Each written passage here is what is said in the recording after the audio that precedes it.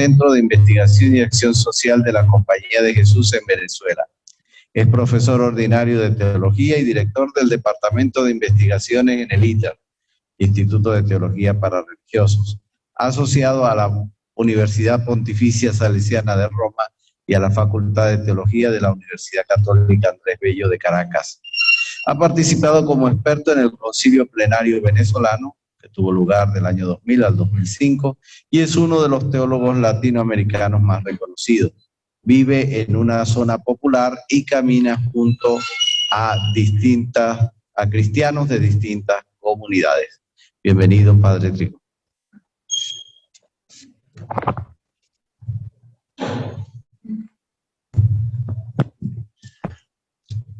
Como esta era la primera ponencia, pues me dijeron que comenzara por qué entendemos por sinodalidad. Vamos a comenzar por caracterizarla brevemente.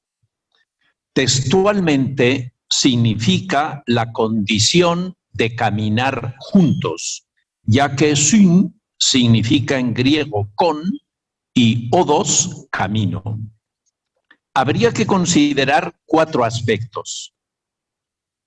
El primero, el más elemental, es que caminar es el modo de ser humanos, ya que el modo de ser humano es ser siendo. Es decir, que para ser necesitamos actuar siempre nuestro ser. No es que somos y actuamos lo que somos, sino que somos actuando y en la medida en que actuamos. Ahora bien, nuestra apertura, o dicho de otro modo, nuestra indeterminación, es tan grande que con nuestras acciones podemos hacernos o deshacernos.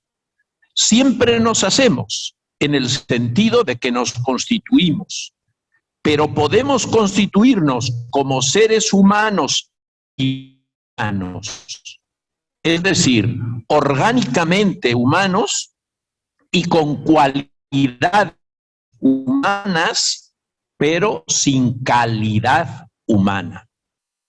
Es decir, que para ser humano con calidad humana necesitamos obrar en una determinada dirección, que es de una manera genérica haciendo justicia a la realidad, tanto a nuestra realidad como en la realidad en la que nuestra realidad está inserta.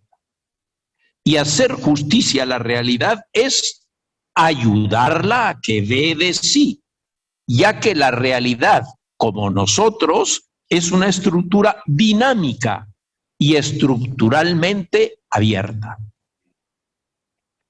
El segundo aspecto es que para constituirnos en humanos tenemos que caminar con otros. La pretensión de autarquía es sencillamente irreal. Somos no solo imposibles, sino incluso impensables sin el concurso de muchísimos otros. Por eso la pretensión de caminar solos nos deshumaniza, porque no hace justicia a la realidad. Como tampoco hace justicia a la realidad cuando parte de la base de que estamos multiplicados.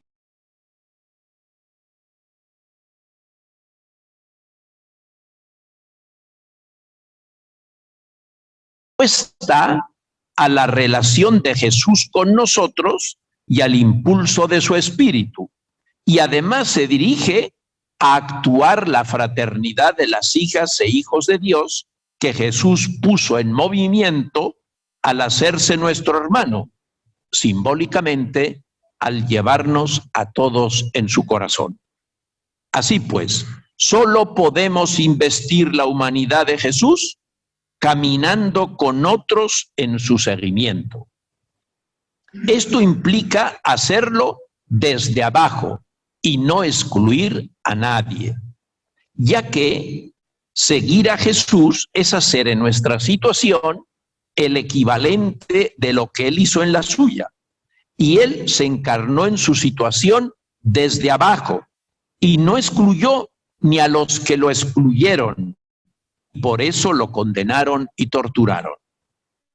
La meta de este camino compartido es instaurar la fraternidad de las hijas e hijos de Dios, un actuar fundamentalmente afirmativo, constructivo, pero que implica también fuertes dosis de conversión personal y de superación de malformaciones y rectificación de caminos equivocados y de transformación de modos de pensar, de sentir, de relacionarse y de organizar la sociedad, y conlleva también cambios de estructuras y reforma profunda de instituciones.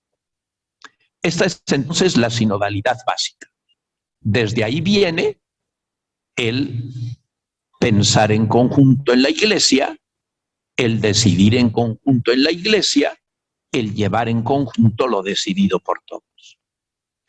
Esto último es de lo que tratan los documentos oficiales.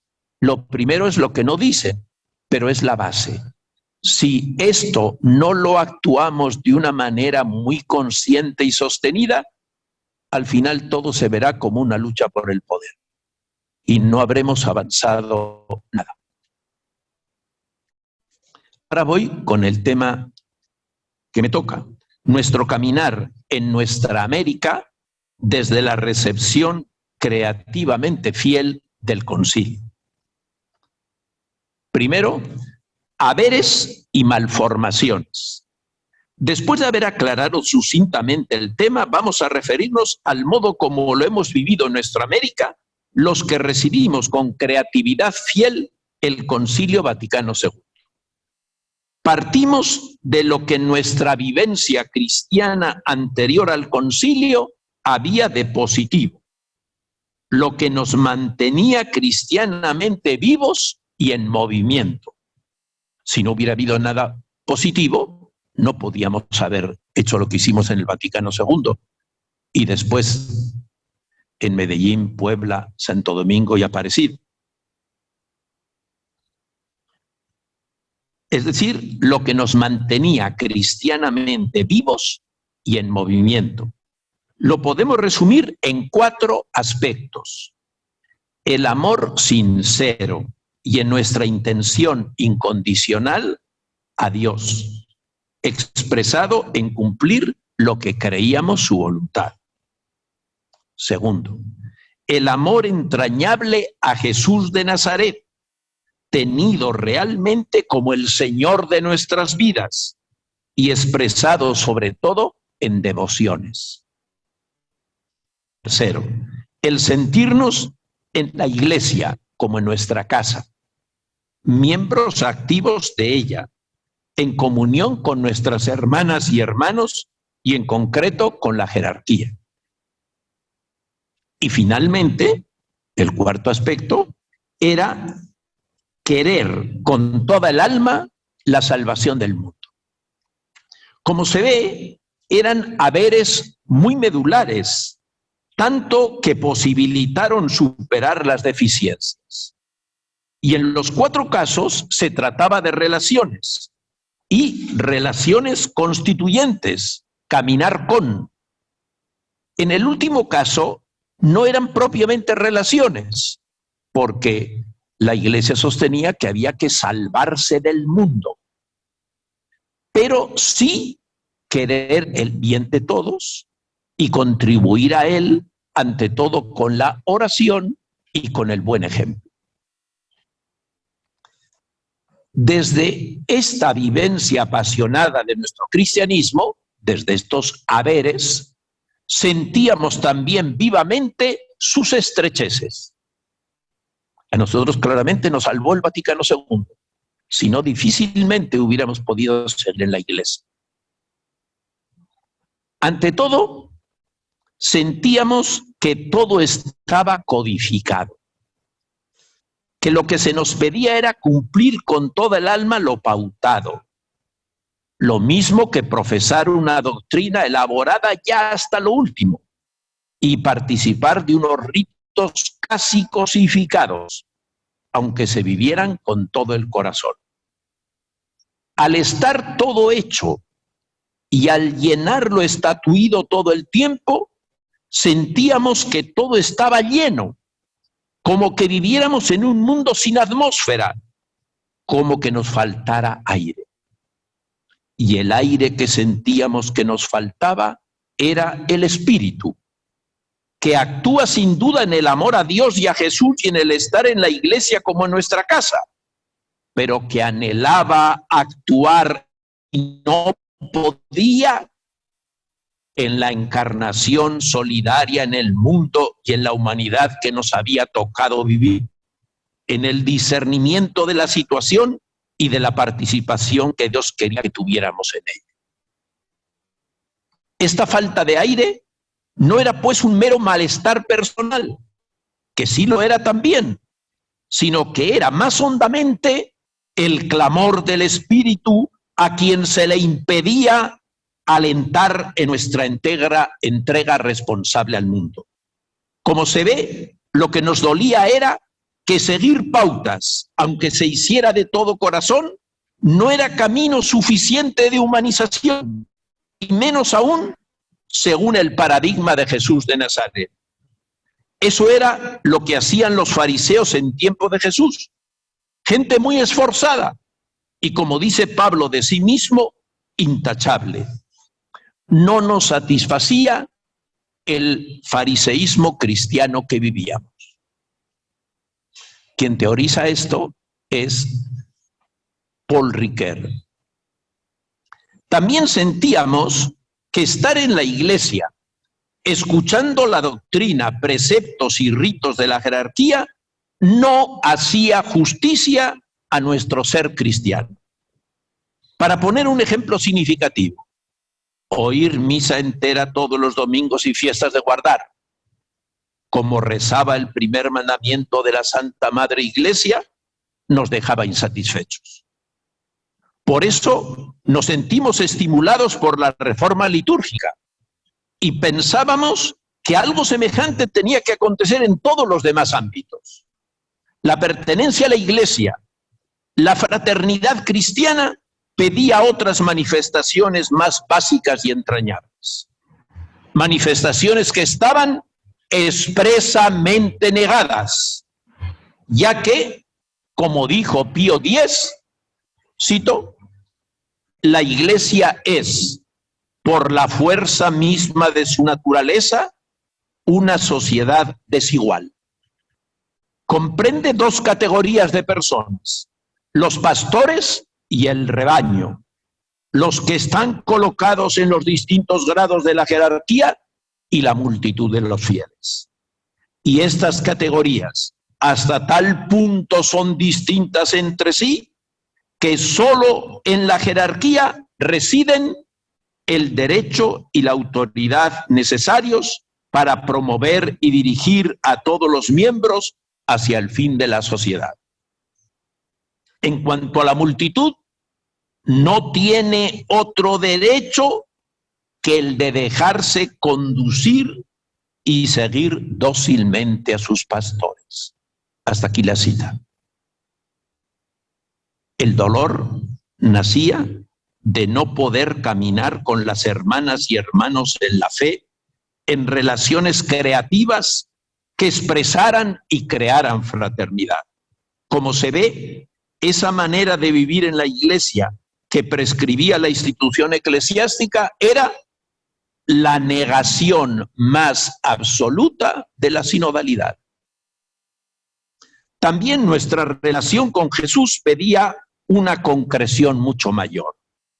No bastaban de ningún modo la lectura del Evangelio en la misa y en las homilías del domingo, ni todas las devociones juntas. Las relaciones eran personales, sin duda, pero hacía falta un conocimiento mucho más pormenorizado de la persona de Jesús para que las relaciones pudieran ser mucho más concretas y dirigieran más específicamente nuestras vidas. Estas las limitaciones. Ahora viene la novedad. Primera, encarnación solidaria. Sentimos que Dios nos pedía asumir nuestra condición de miembros de la sociedad de la que hacíamos parte, no para buscar denodadamente desde dentro de ella el mejor posicionamiento, como proponía la dirección dominante de esa figura histórica, sino asumiéndonos con ellos, llevándolos en el corazón y aspirando a que ellos nos llevaran en el suyo, y buscando su bien, que para nosotros consistía en vivir esa fraternidad proactiva, buscando el bien de todos, el bien común, en el que se realizaría nuestro verdadero bien personal.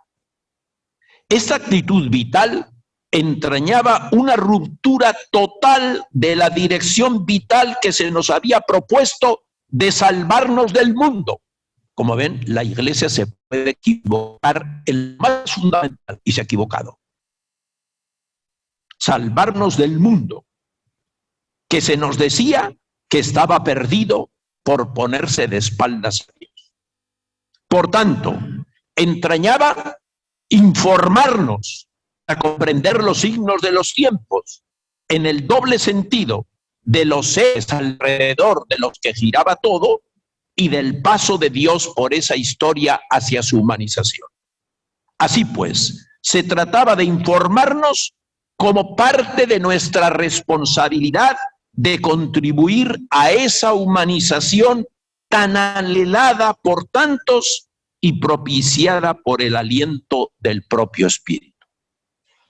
Decía el concilio: somos testigos de que están haciendo un nuevo humanismo, en el que el hombre queda definido principalmente por la responsabilidad hacia sus hermanos y ante la historia. Fin de la cita. Este humanismo naciente es el que deseábamos investir con toda el alma como un impulso del Espíritu. El concilio lo califica de nuevo porque el humanismo del siglo XVI y siguientes estaba centrado en la reivindicación del ser humano, que no era un mero miembro de conjuntos, definido por ellos, sino un ser digno, valioso por ser humano, y que tenía que tomar la vida en sus manos, que era responsable y que tenía que extender también su responsabilidad a los demás, que eran tan dignos como él y estaban ligados a él. Esta reivindicación del ser humano era ciertamente muy valiosa y cuando no era autárquica estaba en consonancia con el cristianismo, que proclama que el ser humano, cito el concilio, es la única criatura terrestre a la que Dios ha amado por sí mismo. Pero este humanismo tan valioso no consideraba expresamente que la realidad era histórica, que las estructuras e instituciones han nacido en un momento de la evolución humana, creadas por grupos humanos buscando mejorar sus condiciones de vida y organizarse mejor, y que por ellos mismos o por otros se van modificando para lograrlo mejor. El concilio se realizó en un momento en que Europa había visto, por la experiencia dolorosísima de la guerra, que tenía que abandonar radicalmente la aspiración a la hegemonía de países y clases sobre los demás países y las demás clases, y sustituirla por la aspiración a la sinergia entre países y clases, con el fin de lograr no solo la paz y la armonía, sino también mayor humanización e incluso mayor progreso. Coincidió, pues, con un momento histórico humanizador y fue capaz de comprender que en esa aspiración epocal se expresaba el designio de Dios sobre el ser humano. Y por eso expresó que el ser humano, cito, no puede encontrar su propia plenitud si no es en la entrega sincera de sí mismo a los demás. Fin de la cita. No pues en luchas económicas, políticas y militares por prevalecer, sino entablando sinergias para el bien de todos, para el bien común.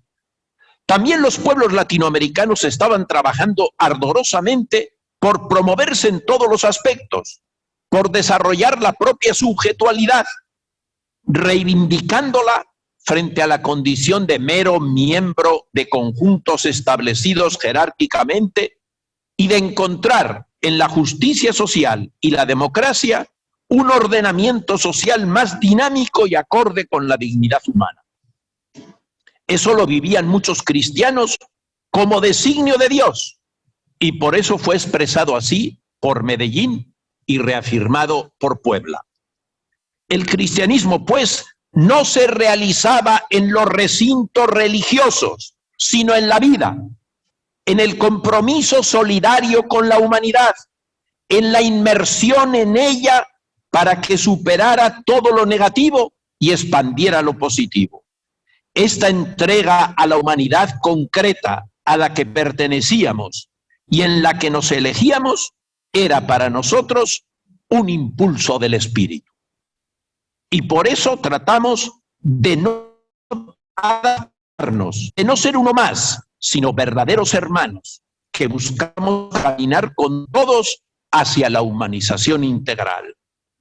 Porque sí encontramos compañeros de camino, y esto nos dio alegría. Esto me parece muy bonito.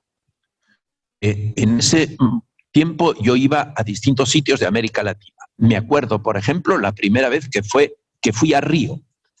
Al día siguiente me llevaron a la favela más grande, Rosiña, y ahí me llevaron a una comunidad cristiana. A la hora estaba hablando con ellos porque me parecía que estaba en la comunidad de Petare.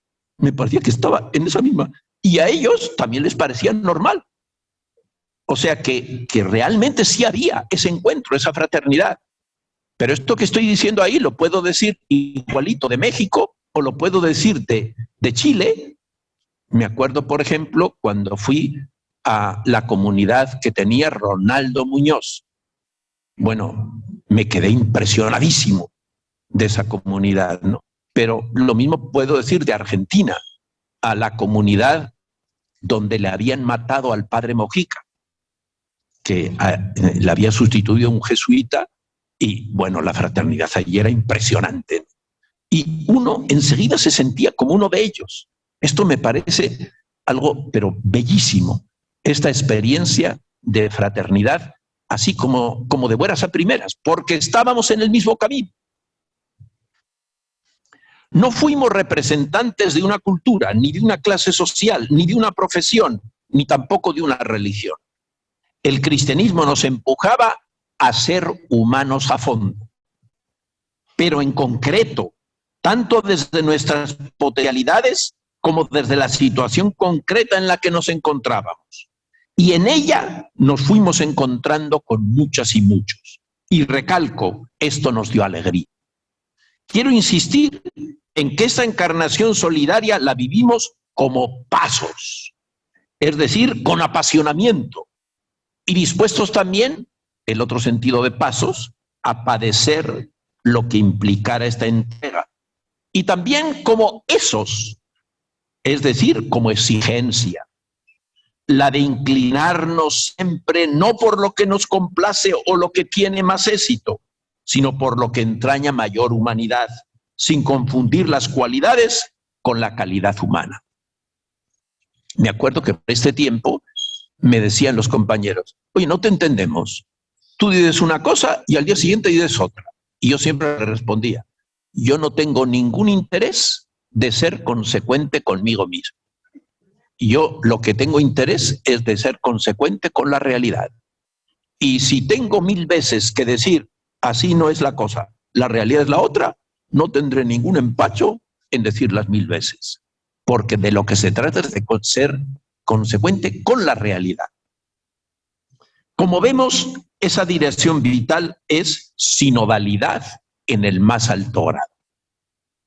Contemplar a Jesús en los evangelios para seguirlo. Punto segundo.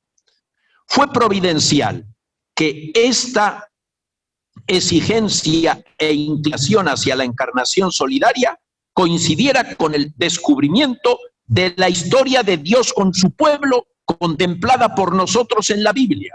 Historia que tenía su punto culminante, punto de no retorno, en la encarnación de su Hijo, que contemplábamos en los santos evangelios, leídos en lectura orante, personalmente y en comunidades cristianas personalizadas. Esta es una novedad tremenda. Yo conocí a los jesuitas el último año de bachillerato. Y como a mí me gustaba mucho leer, me nombraron bibliotecario. Y me preguntaron qué me parecía la biblioteca del colegio. Y yo le dije que me parecía bastante mal. Ellos tuvieron la suficiente humildad como para decirme, bueno, danos 25 títulos y los compramos. Yo le di los 25 títulos y la Biblia. Y me dijeron, los 25 títulos los vamos a comprar, pero no la Biblia. La Biblia no se puede leer. Bueno, en cuanto salí de allí, fui a la mejor librería y dije, ¿cuál es la Biblia más científica? En ese momento solamente había dos, la de Bover Cantera y la de Nácar Colunga. Obviamente la más científica era la de Bover Cantera, que estaba traducida directamente de los textos hebreos y griegos y que además tenía mucho más notas todavía que texto. Bueno, pues en esas versiones, 4 o 5 horas diarias, me leí la Biblia. El único que se la leyó, porque estaba prohibida. ¿No? ¿No ven? O sea que esto es tremendo, ¿no? Claro, ¿qué dije yo? ¿Cómo me van a prohibir leer la Biblia? Si es la historia de Dios y de Jesús y yo quiero ser cristiano. Eso no se puede prohibir, ¿no ven? Bueno, eso es lo que luego dirá la de... Sí, no estaba equivocado yo. Bueno, este es el punto.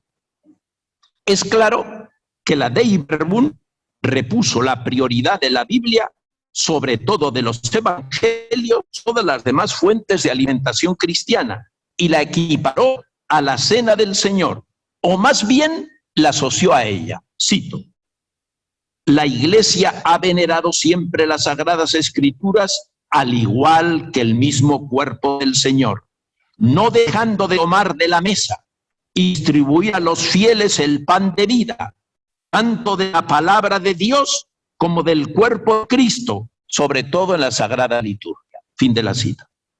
Como se ve, tan pan de vida es la palabra de Dios, sobre todo los evangelios, como el cuerpo de Cristo. Igualmente está presente en una que en otra. Pero es obvio que primero tiene que darse la recepción de la palabra evangélica para que la comunión sea expresamente con Jesús de Nazaret y no con un desconocido.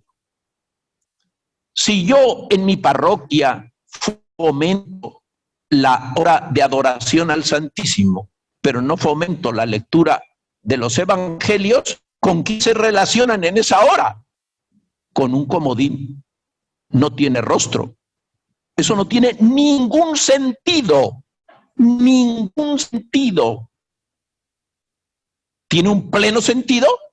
Sí, yo conozco quién es Jesús, pero solo lo puedo conocer a través de los evangelios. Este es el punto. Y sin embargo eso no sigue promoviéndose. ¿Por qué? Pues porque los evangelios son tremendamente simples. Al principio, el descubrimiento de la Biblia como la historia de Dios con su pueblo y con toda la humanidad, una historia de liberación como la que nosotros estábamos empeñados, y por eso la importancia del Éxodo. En ella descubrimos también la exigencia constante de no adorar ni a las obras de nuestras manos, los descubrimientos técnicos y la riqueza que propician, ni a los poderes que se pretenden absolutos, y por eso se impone sobre los demás por la fuerza de su organización y de sus armas, Y por eso el relieve que dimos a los profetas y a su propuesta de un gobierno para el pueblo que lograra la justicia, la solidaridad y la colaboración entre todos hacia una vida laboriosa, compartida y vivida ante Dios, en lo que vimos confirmada y en el mejor de los casos direccionada y concretada nuestra aspiración a lograr eso mismo en nuestras sociedades. Esta contemplación orante, sin abandonar lo anterior, se fue centrando cada vez más en Jesús de Nazaret, en los evangelios. Tuvimos verdadera hambre de Jesús, de beber sus palabras y asimilar su modo de ser y de vivir y de relacionarse, su propuesta a las personas y a la sociedad. Esta contemplación orante orientó nuestro camino de personalización, haciéndolo expresamente seguimiento de Jesús de Nazaret. Insisto que seguimiento, no imitación, ya que consiste en hacer en nuestra situación el equivalente de lo que él hizo en la suya, para lo que se requiere creatividad fiel, porque las situaciones son distintas. Como también orientó el sentido de nuestra solidaridad con las personas y con la situación que nos tocaba vivir. Como se ve, nuestro hacernos cristianos no es inauténtico, porque no tratamos de copiar a Jesús, sino de hacerlo equivalente, porque ser sus seguidores exige tremenda creatividad y no contentarnos con humanizarnos de cualquier modo, ya que Jesús es no solo el paradigma absoluto de humanidad, sino que nos humaniza con su relación trascendente, una relación que exige creatividad, porque no da consignas, ni impone códigos cerrados, sino que inspira para que nosotros podamos encontrar modos de proceder equivalentes, es decir, que sean portadores de humanización integral. Así pues, al seguir a Jesús, se trató de no seguir al ícono de una religión, sino de hacernos humanos, porque para nosotros Jesús era no mitad ser humano y mitad Dios, como el centauro, mitad hombre y mitad caballo, sino un ser humano, como solo el único Hijo de Dios puede ser. Porque como dijo Pablo, en Jesús habita la plenitud de la divinidad corporalmente, es decir, humanamente. Para nosotros, como dijo el concilio, Jesús nos revela no solo el verdadero rostro de Dios, sino nuestro verdadero rostro humano, y nos lo revela ayudándonos a investir. Por eso nuestra hambre de humanidad, que se manifestó en nuestra inserción solidaria en la humanidad concreta en la que vivíamos, se manifestó más radicalmente aún en nuestra entrega a Jesús de Nazaret. Y obviamente ambas entregas no estaban en competencia, sino que se realimentaban. Ambas eran absolutas, aunque la entrega a Jesús era la que concretaba y guiaba nuestra entrega a la humanidad de la que hacíamos parte. Pero también la responsabilidad asumida en la humanidad era la prueba de que nuestra entrega a Jesús de Nazaret era a Jesús de Nazaret y no a un Jesús sin rostro, proyección de nuestros anhelos. Ahora bien, insisto que la concreción en la entrega era propiciada y lo sigue siendo todavía por la lectura orante personal y comunitaria de los santos evangelios, que se han revelado un pozo inagotable del que emana la más pura humanidad y que siempre nos interpela y alimenta. Fíjense, con motivo de la pandemia no he podido seguir yendo a las distintas comunidades. Ya acabo de volver a empezar. Y por eso todas nos unimos los domingos a las 4 de la tarde. Llevamos 70 sesiones. Comenzamos con el Evangelio de Marcos. Vamos en el capítulo 12. Bueno, hay que ir como muy lentamente para que realmente nos dejemos interpelar por la palabra.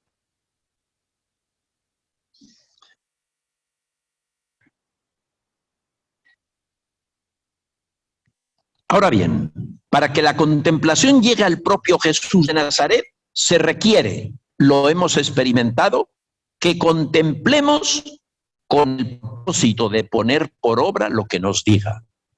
Sin esta apertura radical a la interpelación de Jesús, no se abren los evangelios, porque nosotros no estamos abiertos a ellos. No se puede negar que en los tiempos de Medellín y Puebla fue leído el evangelio militantemente, es decir, desde la absolutización y sacralización de un proyecto revolucionario y del camino hacia él, pautado por la organización. No era una verdadera lectura, porque los que la hacían no se definían como oyentes de la palabra, sino por su adscripción a la revolución sacralizada.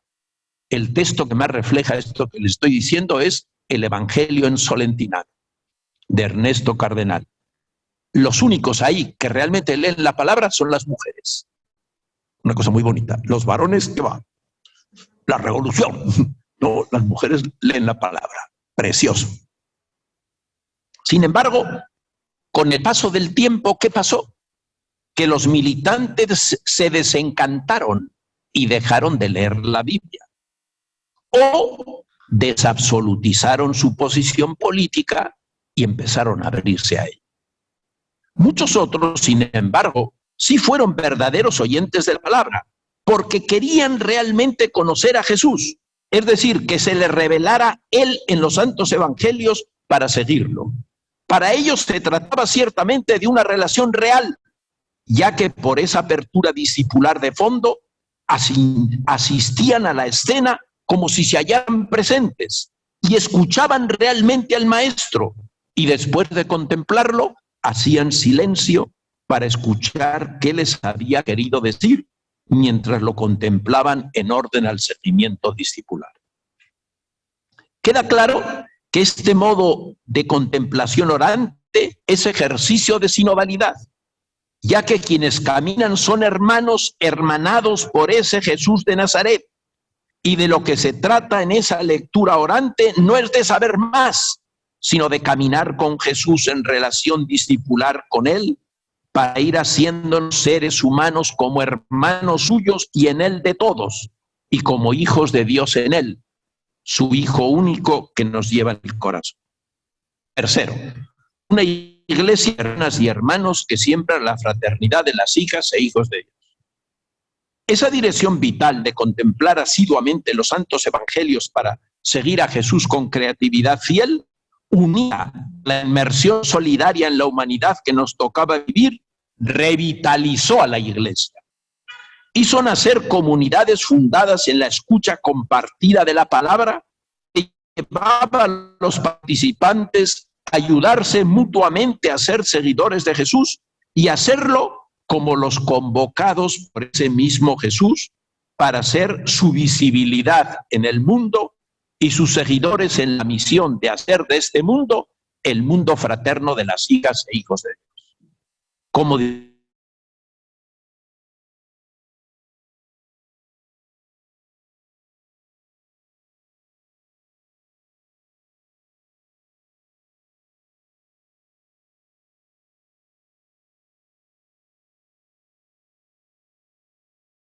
popular y no popular en el seno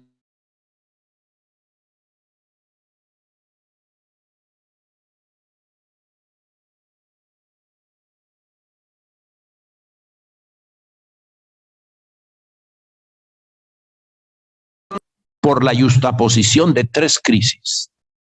La primera, la crisis de sentido, porque el imaginario neoliberal copó el horizonte público. La segunda, la crisis económica, y unida a ella, la crisis de personal, porque los venidos de fuera se fueron poniendo viejos y no hubo suficientes reemplazos. Y por la conjunción de las tres razones, gran parte de la vida religiosa se replegó a las grandes instituciones. La consecuencia fue que el pueblo se fue quedando solo. Y aunque en los años 90 hubo en el medio popular muchos profesionales solidarios, ellos ayudaron a formar grupos e instituciones, pero no comunidades. Todavía no hemos logrado recuperarnos de manera que las comunidades eclesiales de base den el tono a nuestra iglesia. Respecto de la institución eclesiástica, hay que hacer notar que hubo una pléyade de obispos que empataron con los que hubo en la primera evangelización, sin compararse con los padres de la iglesia, padres antiguos, que revitalizaron sus iglesias y animaron a la sociedad, y sobre todo acuerparon al pueblo con el que convivieron fraternamente en relaciones mutuas. Pero la Curia Vaticana, que no había recibido el concilio, vio un peligro en esta efervescencia y en el año 1972 intervino el CELA e impuso como secretario a López Trujillo, enemigo declarado de Medellín. Y lo que fue peor aún, Juan Pablo II, que en lo social era el más avanzado de todos, sin embargo fue convencido calumniosamente de que esta iglesia era comunista y por eso se dedicó a poner obispos que estuvieran en contra de Medellín, que en el fondo equivalía a que no hubieran aceptado el concilio. Hay que decir que esto no pasó en Venezuela, que Monseñor Lebrún era muy astuto y siempre que iba al Vaticano decía que lo de nuestra iglesia no es derecha e izquierda, que lo de nuestra iglesia es que es muy pobre y que por eso hay que elegir a gente que fuera muy cualificada para que pudiera ayudar. El Señor se las sabía todas. Con este tipo de obispos, los seminarios se fueron corporativizando y buena parte de la institución eclesiástica se volvió preconciliar. Por eso, el año 86, cuando salían de una visita de Límina los obispos de Brasil, el presidente de la conferencia episcopal, Monseñor Loscheider, que se quedó el último, el Papa le dice: no entiendo nada. Son totalmente parados estos obispos, ¿qué les pasa? Y él le dice: ¿cómo que qué les pasa? Esos son los que usted ha elegido porque usted ha querido que estuvieran en contra de los otros. Él se quedó tan impresionado con eso que escribió una carta pública a los obispos brasileños diciéndoles que la teología de la liberación es no solamente útil, sino necesaria. Una cosa totalmente distinta de lo que le habían dicho, pero que había visto los efectos.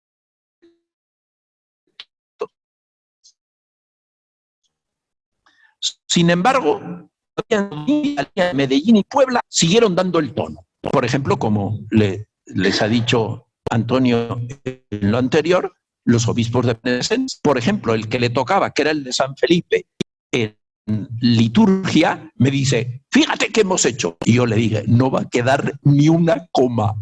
Y desgraciadamente no quedó ni una coma. Consciente de este predominio, la nombró las autoridades de la conferencia. No la eligieron en la conferencia, como se hacían todas. Nombró las autoridades de la conferencia. Nombró el reglamento. Y además de los elegidos en cada conferencia episcopal, eligió otros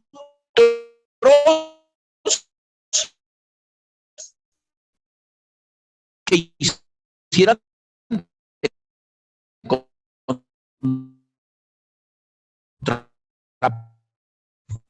eso en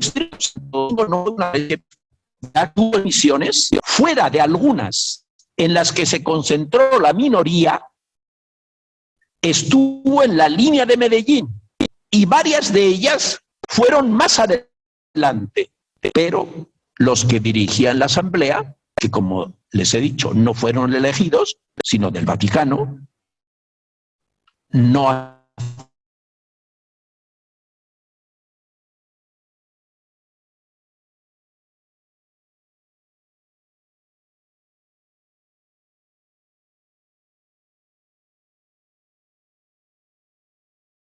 resiliencia del episcopado latinoamericano en la onda del concilio fue la conferencia de Aparecida, que en buena medida retomó el camino. Es claro que el Papa Francisco, que fue uno de los protagonistas de ella, es un representante eximio de esta iglesia que asumió en América Latina el concilio con fidelidad creativa. Y en su caso tiene más mérito, porque tuvo que hacer un camino bastante radical, que aconteció sobre todo durante su episcopado en Buenos Aires. Pero ciertamente que su desempeño como papa nos representa a nosotros, yendo muy adelante de la mayoría de nosotros, pero sin duda en el mismo camino, ahora propuesto muy concreta y evangélicamente a la Iglesia Universal. Sería trascendente que durara algunos años más en el cargo, para que continúe eligiendo obispos en la línea conciliar y, en nuestro caso, en su versión latinoamericana, creativamente fiel. Sería decisivo, porque todavía la mayoría de nuestra institución eclesiástica dista mucho de vivir y proponer la sinodalidad, como la está proponiendo el Papa para toda la Iglesia. Quiero subrayar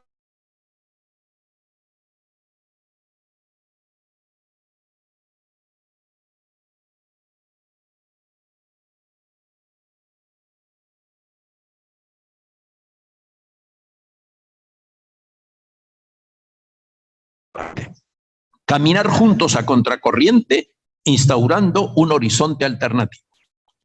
Quisiera subrayar que la dificultad ingente que sentimos para caminar humanizadoramente, según el paradigma de Jesús, y para hacerlo juntos en relaciones horizontales, gratuitas y abiertas, y la dificultad específica que siente la institución eclesiástica, tienen que ver con la entronización ambiental desde mediados de los años 80, como dije, del imaginario neoliberal. Yo tengo que decir de mí mismo que ha sido el mayor obstáculo que he encontrado en mi vida. Hasta entonces me sentía en la oposición, pero dentro del horizonte compartido. La razón era que en este horizonte imperaban los motivos cristianos secularizados. Tenía pleno sentido la honradez, la coherencia vital, la responsabilidad personal, la solidaridad.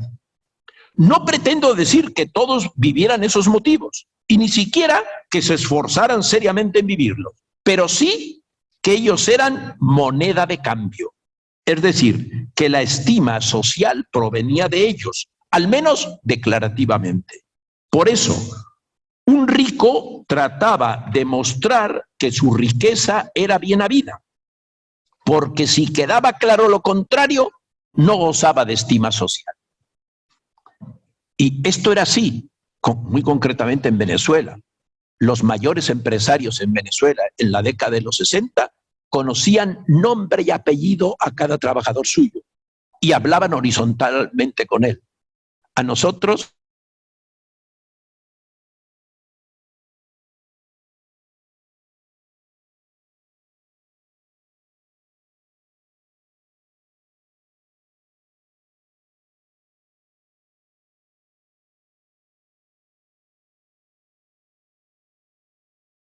como, bueno, como un trato, ¿no ven? Eso ahorita, pero en ese momento eso era así, eso era así.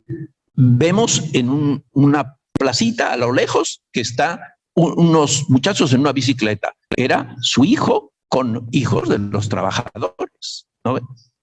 Bueno, eso era así. Pero desde entonces ya la cosa va cambiando completamente el horizonte. En cambio, desde que se impuso el imaginario liberal, se entiende que cada uno somos meros individuos que jugamos nuestro juego individual. Y lo jugamos como queremos y nos atenemos a las consecuencias. Pero no existe ninguna referencia valorativa universal. En este horizonte, ir haciéndonos seres humanos según el paradigma de Jesús es una opción individual como cualquier otra. No existe ningún criterio objetivo para preferirla. Todo es cuestión de preferencias. Pero la que nos propone y mete por todos los poros el orden establecido es la de producir y consumir. Es la de estar bien posicionado. Es la de tener y poder y gozar. Todo esto en una sociedad piramidal es siempre a costa de otros. Cada vez más. Pero esto está fuera de consideración. Por eso se necesita tener un gran convencimiento. Vivir del seguimiento de Jesús, de la relación con Él y en Él de la relación filial con su Padre y fraterna con los demás, para asumir con paz y proactivamente este modo de caminar humanamente con otros. Sin esa experiencia, sin esa fe, no tiene mucho sentido emprender este camino ni perdurar en él tan a contracorriente. Pero, ¿cómo animarse a emprenderlo cuando todas las incitaciones ambientales van en la dirección opuesta? Solo la experiencia de sinodalidad, de este modo de caminar juntos, el palpar que nos humaniza, que nos colma, que nos da paz y apertura y alegría de fondo, puede determinarnos a vivir alternativamente y fomentar sin prisa y sin pausa la alternativa. Esta es nuestra apuesta. Y a poco que abramos los ojos y veamos el desastre actual, nos percataremos de la razonabilidad de nuestra apuesta, de que hace justicia a la realidad, tanto a la nuestra como a la realidad en la que estamos inmersos. Ahora bien, si nos relacionamos fraternamente de modo horizontal y abierto, llegaremos a ver que este horizonte establecido no totaliza las personas, que hay muchas que viven libres de él, porque ejercitan esas relaciones, y nos sentiremos en armonía con ellas, y caminaremos juntos buscando expandir este modo de vivir. En nuestra experiencia hemos encontrado que gente popular camina así resueltamente, y que bastantes de ellos lo hacen animados por la relación asidua con Papá Dios y dejándose llevar por su espíritu. Ellos nos animan y nosotros les entregamos a Jesús de Nazaret en los evangelios, que historiza esa relación. Para nosotros son una bendición. Que así sea.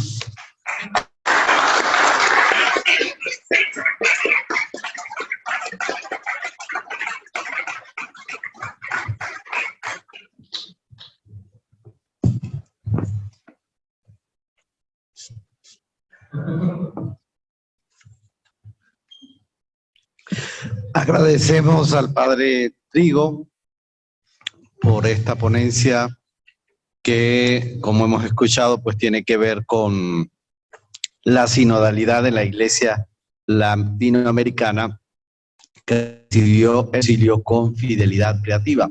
Vamos ahora a abrir un espacio de preguntas, de inquietudes de parte de ustedes.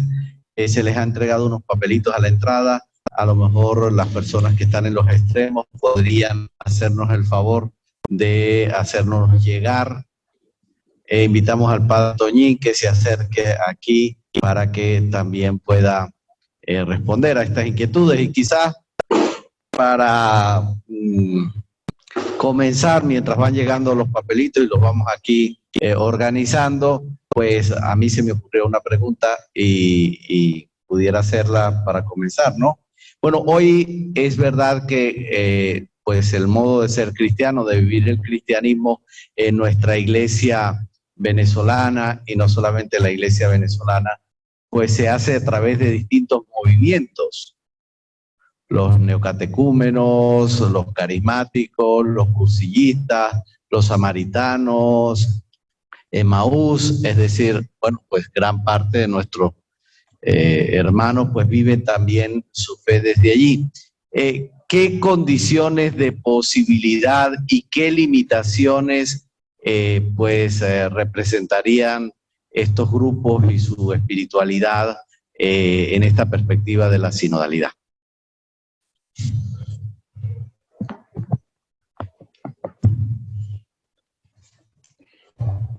Yo creo que la pregunta era para ti, Pedro. Hablando de la iglesia venezolana. La iglesia venezolana. Muy bien.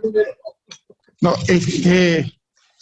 yo creo que los movimientos tienen, además de mucha fuerza en la actualidad, no solo en Venezuela, sino más allá de nuestro continente y más allá de Latinoamérica, evidentemente, tienen cosas positivas.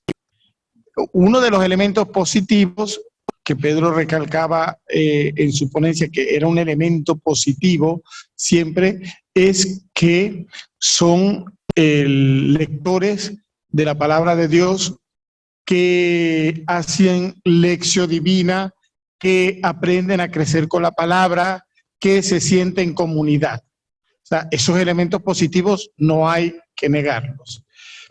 Quizás el elemento que yo vería más negativo, por hablar de negativo, o más que negativo, vamos a decir, en el elemento que hay que crecer, es que a veces funcionan a modo de franquicia. O sea, ¿qué es una franquicia? Pues bueno, tú vas a una celebración de alguno de estos movimientos aquí en Venezuela y vas después en China y lo hacen exactamente igual, incluso con las mismas cosas, con la misma liturgia, con la misma cadencia, con todo, ¿no? Entonces, claro, eso no sé o sea, para mí no ayuda a crecer porque de alguna manera pareciera que la historia donde están insertos no fuera tan importante. O sea, se repite, pero se repite exactamente igual, ¿no?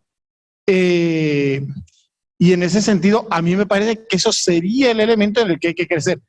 Evidentemente que el elemento de la lectura de la palabra, la lectura orante de la palabra y la centralidad de la palabra de Dios y sobre todo del Evangelio en estos movimientos, a mí me parece que es muy positivo, ¿no?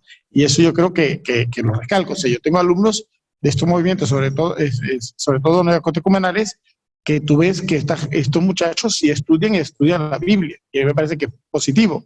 Quizás ese otro elemento es el que había que crecer, pero bueno, pero eso tienen que crecer ellos. O sea, yo no puedo decir desde fuera cómo lo van a hacer ellos. O sea, a mí sí me parece que es algo muy importante.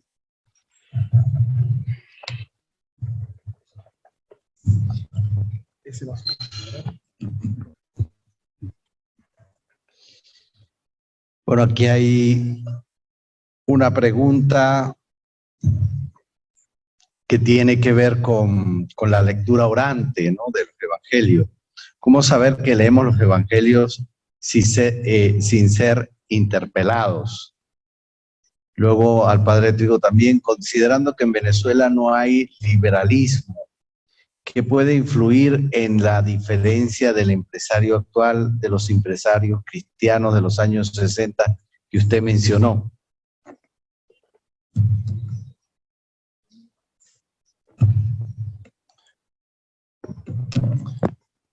La primera, de la lectura orante. Ok. Bueno, lo primero que yo diría es que se necesita tener hambre de escuchar. Es decir, si yo voy a que me confirme lo mío, nunca voy a leer el Evangelio, porque voy a que me confirme lo mío. O sea, que yo tengo que considerar que Jesús es mi Señor y que yo lo quiero seguir y que por eso tengo que estar abierto a Él. O sea, eso es lo que yo tengo que acentuar siempre. O sea, nunca lo puedo dar por entendido ni por asumido. Y por eso hay que hacerlo en todas las lecturas, pero hay que hacerlo como de todo corazón. Y también en las lecturas personales, ¿no? Yo me demoro más o menos como 3 años en leer un evangelio, personalmente leyendo 1 hora cada día. Y para mí, lo más importante de todo, mi petición más grande es esta. O sea, que yo no lea para que me confirme algo, no. Que lo que yo más quiera es que me hable realmente Jesús. Que sea esa escena la que, como discípulo, yo quiera contemplar para seguir, para ser el equivalente. O sea, que a mí me parece que eso es como lo más importante de todo. Después, teniendo esa actitud, pues es el método. O sea, yo tengo que ir leyendo, por eso he dicho muy poco a poco. Tengo que ver cuál es la situación inicial de una escena, qué es lo que acontece en ella, cuál es el resultado, pero eso lo tengo que ver como si dijéramos palabra por palabra. Palabra por palabra. Por ejemplo, ayer estuvimos leyendo en la lectura orante la escena de la viuda. Pues son 3 versículos. Bueno, ahí estuvimos 1 hora. Entonces hay que preguntarse cosa por cosa para que podamos estar en la escena. Entonces, ¿qué? ¿Era que se pasaba la bandeja? No, había un sitio. pero había muchos sitios, no, había un solo sitio. Entonces, ¿cómo es ese sitio? Entonces, ¿qué sentido tenía echar? ¿Qué era? ¿Era para dar a los pobres? ¿Era para dar? ¿Cuál es? O sea, hay que preguntarse cosa por cosa, como muy lentamente, muy lentamente. Si no, no leemos, si no es lo que, por ejemplo, yo he visto bastantes que se lee el Evangelio una vez, se lee otra vez y dice que cada uno diga la palabra que más lee. No es lo que a mí más me dice. No, lo primero, o sea, si va a durar hora y cuarto, hora y media, por lo menos 50 minutos tiene que ser qué dice. Y solo cuando yo capta qué dice, puedo decir qué me dice. Pero si empiezo por qué me dice, ya no es la palabra la que me dice, soy yo. O sea, eso sobre el método. Primero hemos visto como la actitud y luego el método. El método es que se tiene que llevar la mayor parte del tiempo en contemplar la escena. Y hay que seguir casi, diríamos, palabra por palabra. Eso, pero sobre todo, yo tengo que tener esa actitud. O sea, yo tengo que querer seguir a Jesús. Para mí Jesús tiene que ser lo más importante de mi vida y por eso yo me tengo que poner en función de Él, no Él en función de mis planes. Bueno, lo segundo, primero tendría que decir que en el gobierno, obviamente no es liberal, pero el gobierno no es lo más importante en Venezuela. Parece mentira, pero es así. O sea, estamos viviendo en una globalización y nos influye completamente lo mundial y nos influye a todos, pero mucho más a los que están más arriba. Vamos a poner lo más sencillo de todos. Si ustedes agarran aquí la parte empresarial que hay y ven la que hay en cualquier otro sitio de América Latina, fotografían todo y nadie distingue. Todos son todos lo mismo. O sea que son iguales. Se puede decir que se come lo mismo en todos los sitios, que se viste lo mismo en todos los sitios. O sea, que los que están más arriba no viven en Venezuela. Viven en Venezuela como si dijéramos tienen que aguantarse las limitaciones de Venezuela. Pero viven, no, viven en su mundo, que es un mundo globalizado y que es igual en un sitio y en otro. O sea que una persona pobre hace 15 años, pues claro que vivía solamente en este país. Ahora ya tampoco, porque ahora depende de si tiene familiares o no en el exterior. Si tiene familiares en el exterior, vive de las remesas. ¿No ven? O sea que ya no vive de cómo es este gobierno. No, vive, ¿no ven? Va a tratar un poquito sobre eso. El miércoles tengo otra charla, pues trata un poquito sobre eso. Ahora, ¿cómo nosotros, seminaristas, vivir la sinodalidad? ¿No? Que es una pregunta que salió. Y que además el Concilio Plenario de Venezuela, pues dice, afirma que la formación, no solo de los seminarios, sino de las clases de formación religiosas, no apuntan hacia un vivir para la misión y un vivir fraternalmente con los demás. Una de las cosas que yo creo que hay que apuntar es, o sea, lo más importante, yo apuntaría hacia allá, o sea, es al menos mi visión. Lo más importante en nuestra vida no debería ser que yo voy a ser ordenado en algún momento y voy a ser sacerdote y que por lo tanto, una vez que sea sacerdote, he logrado el cometido y mi cometido era llegar a ser cura. Bueno, si eso es lo más importante, evidentemente que yo estoy enfocado solo a ser ordenado y que me digan a mí que soy cura, que me digan reverendísimo y quizá en algún momento excelentísimo, pero eso es como que muy reducido, o sea, eso es muy triste cuando es así. Por eso es que yo decía en algún momento de mi ponencia que la vocación no es personal, la vocación es de toda la comunidad. Es decir, mi vocación es verdad que es mía, o sea, que yo la tengo o sea, depende también de mí, sí, pero no es mía para mí, o sea, es mía en un contexto y en una comunidad. Entonces, no debería estar yo enfocado en lo que voy a hacer. Yo voy a ser un ordenado, o sea, yo voy a ser un sacerdote, sino debería estar enfocado en ser un cristiano que aprende con los demás cristianos a seguir a Jesús. O sea, si yo estuviera enfocado allí, pues seré un buen cristiano y seré un buen cristiano cura que sabe acompañar una comunidad. Si no estoy enfocado ahí, pues bueno, habré logrado mi meta, es decir, y mi meta era ser cura, era ser sacerdote, y bueno, pero ya llegó ahí. Es decir, no habrá mucho más crecimiento. O sea, el crecimiento solo sería una aspiración superior a la de ser sacerdote, que sería ser obispo, ser cardenal o ser papa, lo que ustedes quieran ser, ¿no? Pero eso es triste, o sea, cuando es así es muy triste. O sea, porque no crecemos cristianamente. O sea, por eso que en el enfoque, al menos en una formación, para mí lo más importante, y eso se lo digo siempre yo a los muchachos de la Casa de Formación, lo más importante no es que ustedes lleguen a ser curas. O sea, lo más importante es que ustedes lleguen a ser hermanos. O sea, y después de ahí, bueno, en lo que lleguen a ser, pues que vivan esa fraternidad desde el compromiso que ustedes asumen. Primero voy a comenzar con esta parte también. El concilio, por ejemplo, el documento para el sínodo se fija en el orden de los capítulos sobre la Iglesia y dice, primer capítulo, el misterio de la Iglesia. Segundo capítulo, el pueblo de Dios. Tercer capítulo, la jerarquía. Cuarto, la vida religiosa. Quinto, los laicos. Entonces, dice, como ven ustedes, primero está el pueblo de Dios y luego las vocaciones. ¿Qué quiere decir eso?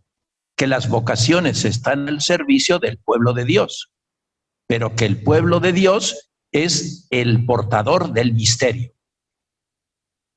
O sea, que el portador del misterio no es la jerarquía, no, es todo el pueblo de Dios. ¿Y para qué son las vocaciones? Para ayudar a que realmente todo el pueblo de Dios esté dentro del misterio cristiano. Por eso, las vocaciones son provisionales. La participación en el misterio cristiano es eterna. Para decirlo gráficamente, en el cielo no habrá ningún papa, ni ningún obispo, ni ningún cura, ni tampoco ningún laico, ni tampoco ningún esposo, ni ninguna esposa, ni ningún padre ni madre de familia. Solamente habrá hijas e hijos de Dios, hermanas y hermanos de todos. Todo lo demás no es sagrado. Solo lo eterno es sagrado. Todo lo demás es solo para ayudar a esto. Para ayudar a esto. Entonces, vale tanto cuanto ayude a esto. Si desayuda, es malo. No es que sea mala la jerarquía, sino ese modo de vivirlo que desayuda. Pero lo que sí me parece importantísimo es hacernos idea de que las tres vocaciones son temporales. Y por lo tanto yo no me puedo definir por ellas, porque son temporales. Solo me puedo definir por lo que es eterno. Si me defino por lo temporal, pues me acabo con esta vida. Por eso esto es tan decisivo, tan decisivo. Bueno, con esto vamos a otra de las preguntas, ¿no? ¿Hay signos particulares y específicos de nuestra entrega a los hermanos que sean muestra de nuestra relación con Jesús? Sí, tiene que ser una relación horizontal. Y si quiero más de cerca a Jesús, desde abajo. O sea, fíjense, ¿no? Cuando Jesús estaba en Nazaret, estaba dentro, aunque abajo. ¿Por qué estaba abajo? Porque tenía familia, casa y oficio. Y aunque era lo más humilde, pero está dentro. Cuando es llamado, ya deja la casa, deja el oficio y deja la familia. Entonces, ¿dónde vive? En el camino. Entonces, fíjense, Jesús da todo, pero también tiene que recibir todo. Ordinariamente no se dice eso. Estaba muy de moda en los años 70 y 80 decir que lo más característico de Jesús es la proexistencia, es decir, existir en favor de los demás. Todo eso es totalmente cierto. Pero si es verdad que Jesús se da completamente, también todos los días tenía que recibir el alimento, tenía que recibir el alimento. Recuerden ustedes, Lucas 10:38. Entrando en el pueblo, una mujer llamada Marta lo recibió en su casa. Bueno, el día que no había una Marta, ¿cómo dormía Jesús? Pues viendo las estrellas, ¿no? O sea, que no queremos hacernos idea de que Jesús dio todo, pero también recibió todo. Lo recibió con total libertad. Lo recibió solo de las personas que estaban tan contentas de lo que Jesús les había dado, que como algo hermosísimo para ellos, le decían, mire, mi casa es su casa, pero por lo contentos que estaban lo que les había dado. Entonces, si yo quiero seguirle estrictísimamente, bueno, pues no solamente es estar con ellos en relaciones horizontales, sino desde abajo. Y unas relaciones siempre gratuitas. Nunca un cambalache, yo te doy para que me des. No, siempre gratuitas. Pero además abiertas. Abiertas. Es lo que decía Antonio, que es el peligro de muchos de estos movimientos, que son relaciones corporativizadas entre nosotros, para la peñita. No hay seguimiento a Jesús si la relación no es abierta. Abierta a todos, nunca excluyendo a nadie. Por eso, cuando Jesús está hablando con Pilato, trata de que Pilato asuma la relación como algo personal, no como algo institucional. Y por eso, ¿qué tengo yo que ver? El otro quiere enseguida. Y por eso, cuando le dices la verdad, se va, porque dice, este señor me va a meter en un lío si yo le escucho que es la verdad. Entonces, no. Pero Jesús quiere siempre tener relación personal con todos. Nunca deja a nadie por imposible. Y por eso en la cruz, perdónales porque no saben lo que hacen. Muere pidiendo perdón por todos. Esas son las relaciones de Jesús. O dicho de otra manera, son relaciones filiales y fraternas. Relaciones que excluyen mi absolutización y relaciones fraternas. Yo no estoy encima de nadie. Son relaciones siempre fraternas, movidas por el amor. Bueno, esas serían las especificaciones. Pero bueno, ya me parece que es tarde. Bueno, muchas gracias. Agradecemos al padre Manuel Antonio Teixeira y Pedro Trigo por su ponencia, por haber asistido, a todas las personas que nos han seguido a través de las redes. Por un casual, ¿hay alguien que vaya hacia el oeste? ¿A que me dé la cola? Muchas gracias. Y nos vemos mañana con el tema de los fundamentos antropológicos y bíblicos de la sinodalidad. Muy buenas tardes para todos.